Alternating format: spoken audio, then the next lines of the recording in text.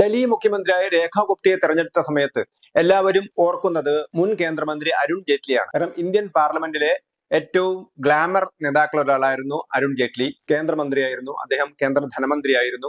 ഡൽഹി സർവകലാശാല union president എന്ന നിലയിലാണ് അദ്ദേഹം പൊതുരംഗത്തേക്ക് കടന്നു വരുന്നത്. അതേപോലെ തന്നെയാണ് രേഖ ഗുപ്തയും ഡൽഹി സർവകലാശാല യൂണിയൻ ചെയർപേഴ്സൺ ആയിരുന്നു. രേഖ ഗുപ്ത ഡൽഹി സർവകലാശാല യൂണിയൻ ചെയർപേഴ്സൺ ആയത് 1995-96 കാലഘട്ടത്തിലാണ്. എന്നാൽ അരുൺ ജെയ്റ്റ്ലി പ്രസിഡന്റ് ആവുന്നത് 2 ദശാബ്ദം മുമ്പാണ്. അടിയന്തരാവസ്ഥ കാലത്താണ് അരുൺ ജെയ്റ്റ്ലി ഡൽഹിയിലെ സർവകലാശാല യൂണിയൻ ചെയർമാൻ ആയിരുന്നത്.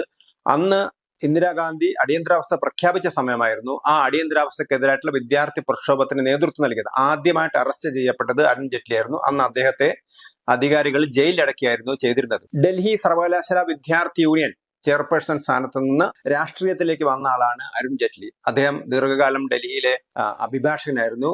സുപ്രീം കോടതിയിലെ പ്രമുഖ അഭിഭാഷകനായിരുന്നു അരുൺ ജെയ്റ്റ്ലി. അതിനുശേഷമാണ് അദ്ദേഹം BJP നേതൃനിരയിലേക്ക് കടന്നു വരുന്നത്. പക്ഷെ അദ്ദേഹത്തിന്റെ തുടക്കം ഡുസു ചെയർമാൻ എന്ന പദവിയായിരുന്നു. അവിടുന്ന് അദ്ദേഹം കേന്ദ്രമന്ത്രിയാവുന്നു. ഇന്ത്യയിലെ മികച്ച മന്ത്രിമാരിൽ ഒരാളാണ്, മികച്ച വാഗ്മിയാണ്, മികച്ച പാർലമെന്റേറിയൻ ആയിരുന്നു. അങ്ങനെ ദേശീയ രാഷ്ട്രീയത്തിൽ വളരെ ശ്രദ്ധിക്കപ്പെട്ട ആളാണ് അരുൺ ജെയ്റ്റ്ലി. അരുൺ ജെയ്റ്റ്ലിക്ക് ശേഷം ഇപ്പോൾ വീണ്ടും രേഖ ഗുപ്ത മുഖ്യമന്ത്രിയാവുന്നു. ഡൽഹി യൂണിവേഴ്സിറ്റി യൂണിയൻ ചെയർപേഴ്സൺ ആയിരുന്ന രേഖ ഗുപ്ത. അരുൺ ജെയ്റ്റ്ലിക്ക് 20 വർഷത്തിന് ശേഷം ഡുസു ചെയർപേഴ്സൺ ആയിരുന്ന രേഖ ഗുപ്ത ഇപ്പോൾ ഡൽഹിയിലെ മുഖ്യമന്ത്രിയാവുന്നു.